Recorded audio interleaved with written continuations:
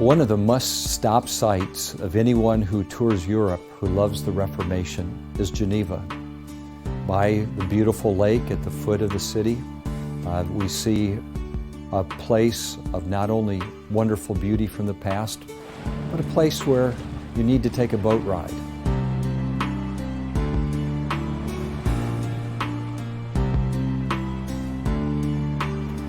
When you walk up from the lake along a steep cobblestone road, you come up to a place where you'll find a well, the very well where Calvin used to come and get his water.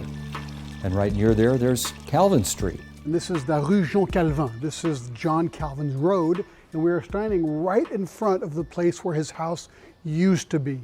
And he lived here for a 20-year period just before his death, those last 20 years before his death. And after he died, this building, there's a plaque up here which says that in 1706, actually the building was destroyed and a new building was built by a banker, the banker called Monsieur Lulin. And so that's the building we're actually seeing here. So you cannot go into Calvin's actual house. That is no longer in existence. And you see the place where Calvin used to walk each day to the great Pierre Cathedral when he went to teach there, or to the auditoire where John Knox taught and where Calvin would lecture sometimes. We know that Calvin loved the city of Geneva because it began to be a place of beauty for his family and for himself. When you go into his home, you walk into a historic building and there's still an area where you can imagine his garden was. And from that place, in an earlier time, he was able to sit down and look out over beautiful Lake Geneva. We're actually standing in Calvin's garden. So right behind us is Calvin's, at least the place where his home used to be. Now it was a house built by Lulin in 1706, but this is where the home would have been. And this is the garden that John Calvin saw from his office and Idelette saw every day as they walked out. They probably ate out here also. Things have changed though over 500 years. In the descriptions, for example by Doumergue, the descriptions are very clear that from this garden, Calvin on the left could see the Jura Mountains. There are lower hilly mountains here in France, of course. And then to the right, he could see the Alps, and there's a snow-capped Mont Blanc that you could potentially see from here. And then straight ahead is the sprawling Lake Geneva, Lac Léman, largest lake in Europe. And so in Calvin's day, he could see the Jura, the lake, and the Alps. Well, today, there is no such thing. Not only do we have full trees here and hedges, but then we have all these buildings built now several stories high so that there's zero view. But this is really kind of a fun location to be at. I'm sure he came out here many times, got inspired, listened to the birds or whatever, and was able to look down upon what they called then a sprawling city of Geneva. It was only 10,000 people. Today it's 400,000 people. So kind of an interesting and cool place to be at. As you walk down the road from Calvin's house to the beautiful Pierre Cathedral, we recognize that it has been impacted by later architectural developments. The columns that are in front of the church were there to help support it, but they were put up at a later time. They were not part of the original architecture. The big pillars are quite a recent addition. They were an 18th century addition, which is recent in the history of this building. They were actually to hold the building together and to stop it falling down because the hill on which it is placed is not very stable. It's stable now because it has been drained, but in the old days the water table kept moving up and down and the building would move.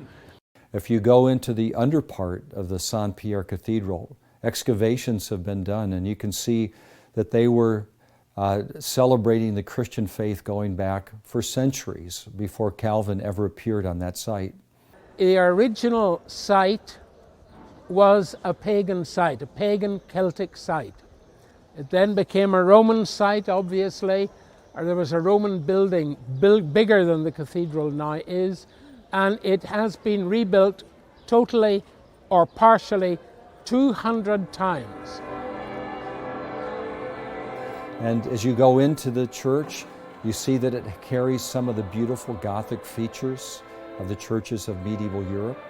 And as you walk in the middle, you begin to see to the left of the wonderful place where Calvin used to preach.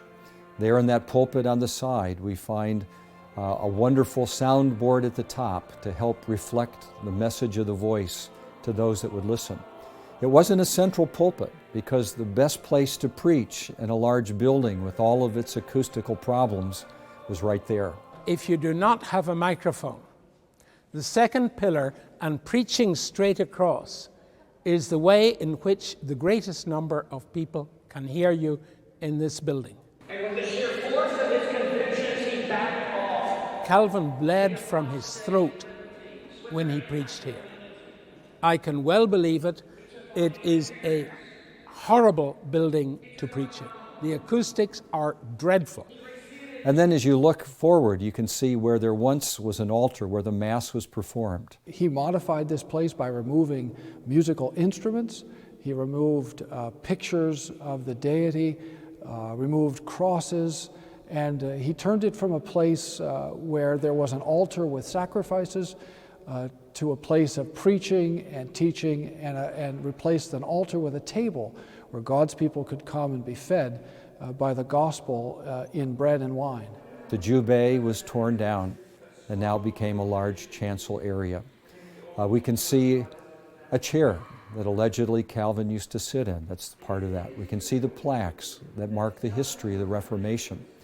It's a very simple looking building today.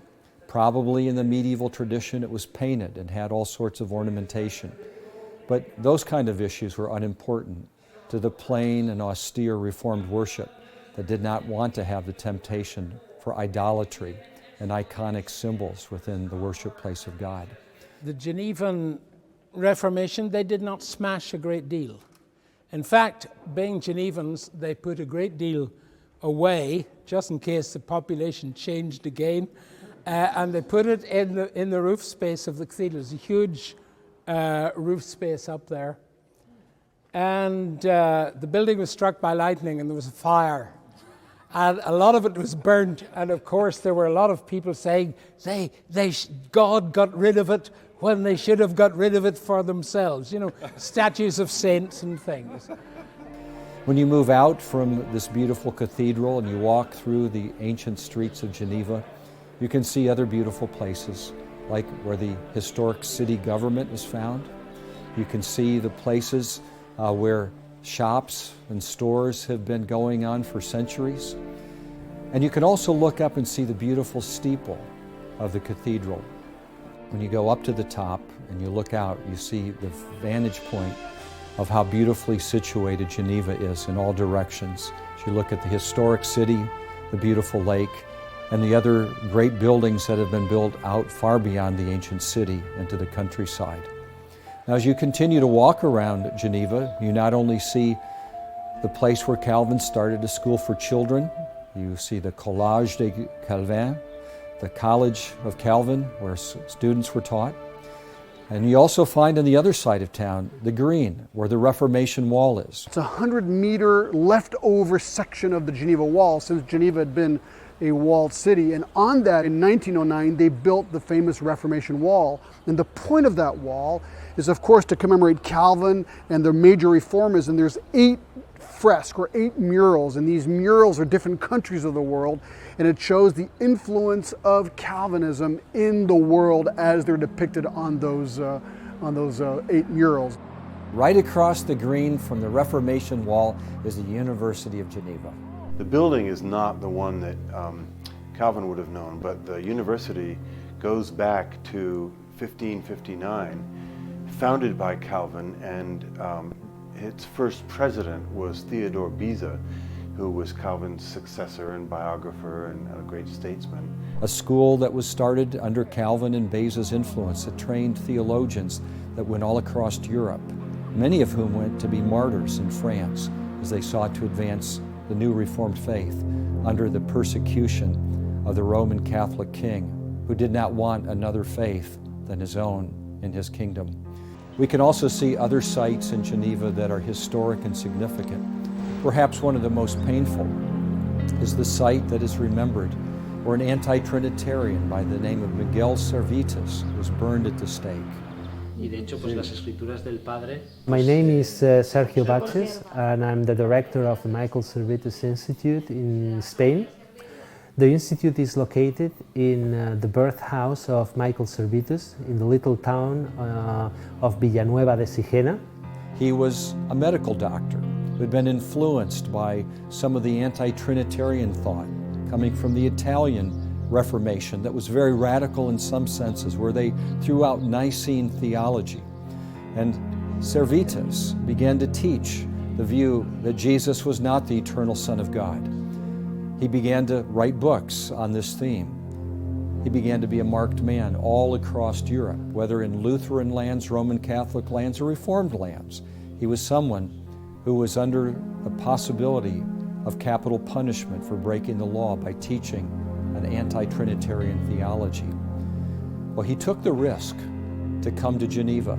There's probably indications that Cervetis had some sort of eschatological quirk in which he believed that they were living in the end of time, and he had to have a showdown, a theological showdown with Calvin, and he believed that he in some way was God's emissary in that showdown. He came to Geneva and he was discovered, and he was in fact tried.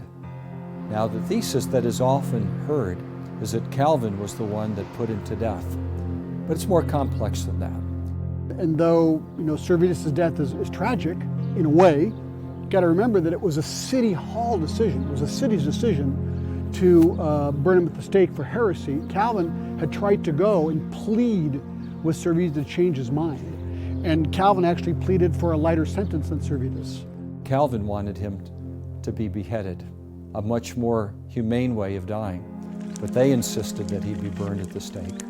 And so Cervetis was burned at the stake. As we look back from this vantage point in time, we can see that as one of the tragic expressions of the Reformation. Indeed, I would say that Cervetis' ethical example and Cervetis' death was like a spark that produced a really heated debate on freedom of conscience. And there were several philosophers and reformers, curiously, some of them coming from the north of Italy, who openly and sometimes harshly criticized Calvin for instigating the death of Cervetis. And that was something which probably was unseen in the previous years. They hadn't learned the great principle of religious liberty, the ability to say, you can be wrong about theological issues and still have civil rights. Someone has put it, you have the right to be wrong. Well, Presbyterians and Reformed people in America have appreciated the First Amendment and have supported it and adopted it into their theological perspective. It wasn't known then, but it was this kind of struggle that helped to create the question, how can you have a pluralistic society that still has a united civil government? This was a problem later that the Huguenots in France would wrestle with. They wrestled with that when William Penn came to Saumur and he studied under Moses Amirault, and he saw for the first time under Henry IV, a Protestant king who became a Catholic king, to unite the French kingdoms into one. Basically what happened is that Henry IV realized that these wars of religion seen in Coligny and the Bartholomew Day Massacre needed to end, but he didn't know how to end it. And so he literally converted to Catholicism and said, I'm going to become a Catholic to unite France, and in the process reached out to his former Protestant or Huguenot or French Reformed friends, and he tried to unite the country. The Edict of Nantes was his promise that he was going to give religious liberty to the Huguenots, as well as protect the Roman Catholics. And for the first time in history, a king allowed a contrary religion to his own to be freely protected and supported by his own resources. William Penn saw that, and that idea that worked with two different churches was something when he turned Quaker in the Tower of London began to be the basis of what he called his holy experiment, where everyone had the golden rule applied to his thinking in his city called Philadelphia. Everyone had the right to worship according to the dictates of his own conscience. These ideas were not known in Calvin's Geneva, but the beginning of recognizing a need for diversity was seen because various expressions of Reformed theology were permitted and attempts to allow them to exercise their conscience were worked out. And so that was the first steps of religious liberty in the city of Geneva. So the site of Cervetis' burning at the stake is the black eye of Calvin's Reformation. The history of the Reformed faith since it was established here in Geneva and other places is both glorious and tragic, I think. I mean, the example I often use is the way, it was Calvinists who established the justification for apartheid in South Africa and all the suffering that brought. And yet it was also Calvinists through the World Alliance of Reformed Churches who brought the theology with which to question that and to assess that. And I think we see that in so many areas that the Reformed faith can certainly lead us off in different directions, not all of which are glorifying to God by any means. It's hard not to look back with tears at what we have done in the history of slavery, or not done. The way that sometimes horrible atrocities were even justified on biblical grounds by Reformed people. I think at times there has tended to be a harshness. I don't think that's endemic to Calvinism if you take the whole Word of God, but it's often been a harshness against those that look at things in a different way. The Calvinistic Presbyterian churches have often divided over issues of doctrine which are more about precision of explanation than the heart behind them. And I think our mistake has often been to divide mind and heart, to be concerned more about proposition than relationship, rather than to say these things must always be put together. And we say it, it's the peace and purity of the church, it's the unity of fellowship as well as the right doctrine of the body of believers that have to be maintained. But Presbyterians and Reformed people in particular have often leaned more on the doctrine than they have upon the heart of God behind that. I think that certainly there have been mistakes along the way, but I think it's been self-correcting. It's part of that whole Semper Reformanda. The church has reformed itself over time. It's one of the great strengths is that it's corrected itself. For example, when some Reformed people supported slavery, I think that was self-correcting. It has righted the ship even when it's gotten off course.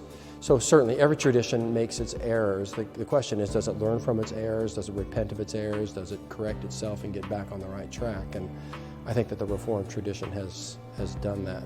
As long as we're coming back to the Scriptures, we have this basis with which to question ourselves, to question one another, and hopefully to show up the mistakes that we make. The Reformation, of course, was an imperfect movement. Religious liberty is one of those areas.